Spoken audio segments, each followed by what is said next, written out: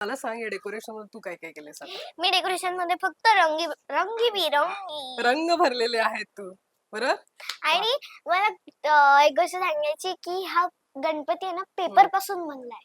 हो, eco friendly बाप्पा आहेत ना आणि इको फ्रेंडली डेकोरेशन. वा, आणि हे डेकोरेशन मी काल रात्री केले पूर्ण. एका रात्रीत केलेलं आहे हो डेकोरेशन. मला पप्पा म्हटले की 9 तासात त्यांनी हे सगळं पूर्ण केलेलं आहे. हो तर तू एका म्हणजे एका दिवसात आम्ही हे एका कम्प्लीट दिवसात. केलंय. वा. आमचे काय काय संकट आले पहिले तर आम्ही पहिले आमच्याकडे माझा मामा आहे आकाश मामा, बर. डॅडी आणि मम्मा हम्म. ह्या सगळ्यांचं तिघांचं शेअर जातं. तर पहिले काय झालं आकाश मामा आला त्यांनी स्प्रे पेनची बॉटल आणली होती. बर.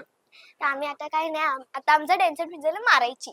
नंतर आम्ही खाली एकदम खाली आहे ना मारून बघितलं जिथे आम्हाला हे नको होतं खाली मारून बघितलं म्हणलं हे तर एक्झॉस्ट होत आहे.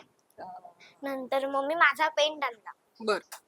ते लावलं मग आम्हाला शायनिंग हवं होतं तर मग त्याच्यावरती आम्ही शायनर टाकलं तरी पण काम नाही झालं. डॅडी रात्री 11 का 11:30 जाऊन ऑइल पेंट कुठून तरी शोधून आणून रोलर आणून हे आम्ही कम्प्लीट केलंय.